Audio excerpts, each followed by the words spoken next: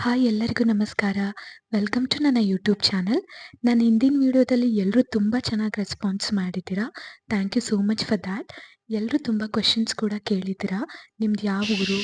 ಎಲ್ಲಿದೆ ಈ ಮನೆ? ಇದು ನಿಮ್ಮ ಮನೆನಾ ಅಂತ ಹೇಳಿ. ಆ ಎಲ್ಲ ಕ್ವೆಶನ್ಸ್ಗೂ ನಾನು ಈ ವಿಡಿಯೋ ಮೂಲಕ ಉತ್ತರ ಕೊಡ್ತಾ ಇದ್ದೀನಿ. ನಮ್ಮೂರು ಚಿಕ್ಕಮಂಗ್ಳೂರು. ಆದರೆ ನಾವಿರೋದು ಈಗ ಬ್ಯಾಂಗ್ಳೂರಲ್ಲಿ. ಇದು ನನ್ನ ಮನೆ ಅಲ್ಲ, ಇದು ನನ್ನ ಫ್ರೆಂಡ್ ಮನೆ ಅನ್ವಿತ್ ಅಂತ. ಅವನೇ ಈ ಕ್ವೆಶನ್ಸ್ಗೆಲ್ಲ ಆನ್ಸರ್ ಮಾಡ್ತಾನೆ. ಎಷ್ಟು ಖರ್ಚಾಯಿತು ಈ ಮನೆಗೆ ಅಂತ ಎಲ್ಲ.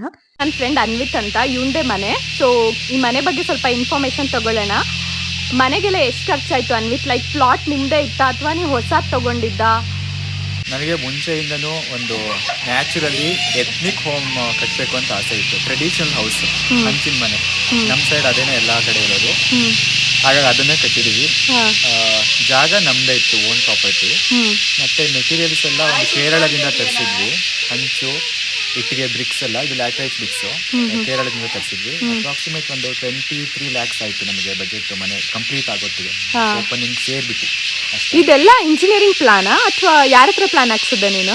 ಇಲ್ಲ, ಇದೆಲ್ಲ ನಾನೇ ಪ್ಲಾನ್ ಹಾಕಿದ್ದೆ. ಓನ್ ಫುಲ್ ಬ್ರಿಕ್ಸ್ ಇಂದ ಹಿಡಿದು ಎಲ್ಲದನ್ನು ಮೆಟೀರಿಯಲ್ಲು ನಾನೇ ತರಿಸಿದ್ದೆ. ಸೊ ನೀನು ನನಗೆ ಕನ್ಫ್ಯೂಸ್ ಆಗ್ತಿದೆ, ಮೆಕ್ಯಾನಿಕಲ್ ಇಂಜಿನಿಯರಾ ಸಿವಿಲ್ ಇಂಜಿನಿಯರಾ ಅಂತ. ಈಗ ಇಂಟ್ರೆಸ್ಟ್ ಇದೆ ನನಗೆ ಹೋಮ್ ಡಿಸೈನಿಂಗ್ ಮಾಡೋದು, ಹಾಗಾಗಿ ನಾನೇ ಪ್ಲಾನ್ ಮಾಡಿದ್ದೆ. ತುಂಬ ಚೆನ್ನಾಗಿ ಬಂದಿದೆ.